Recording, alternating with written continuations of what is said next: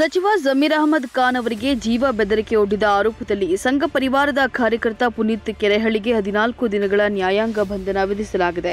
ಸಾಮಾಜಿಕ ಜಾಲತಾಣಗಳ ಮೂಲಕ ವಿಡಿಯೋವೊಂದನ್ನು ಹರಿಬಿಟ್ಟು ಸಚಿವ ಬಿಜೆಡ್ ಜಮೀರ್ ಅಹಮದ್ ಖಾನ್ ಅವರಿಗೆ ಜೀವ ಬೆದರಿಕೆ ಒಡ್ಡಿದ್ದ ಎಂದು ಪುನೀತ್ ಕೆರೆಹಳ್ಳಿ ವಿರುದ್ಧ ಚಾಮರಾಜಪೇಟೆ ಠಾಣೆಯಲ್ಲಿ ಪ್ರಕರಣ ದಾಖಲಾಗಿತ್ತು.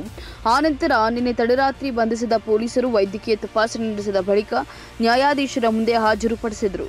ಈ ವೇಳೆ ಆರೋಪಿಗೆ 14 ದಿನಗಳ ನ್ಯಾಯಾಂಗ ಬಂಧನ ವಿಧಿಸಿ ನ್ಯಾಯಾಧೀಶರು ಆದೇಶವನ್ನು ಹೊರಡಿಸಿದ್ದಾರೆ.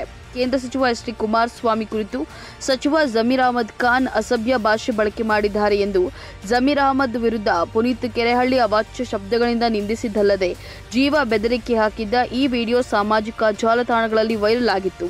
ಈ ಸಂಬಂಧ ಸಚಿವರ ಆಪ್ತ ಸಹಾಯಕ ವಿ.ಎಸ್. ಅಶೋಕ್ ಅವರು ದೂರು ನೀಡಿದ್ದಾರೆ. ದೂರಿನ ಮೇರೆಗೆ ಪುನೀತ್ ಕೆರೆಹಳ್ಳಿಯನ್ನ ಪೊಲೀಸರು ಬಂಧಿಸಿದ್ದಾರೆ.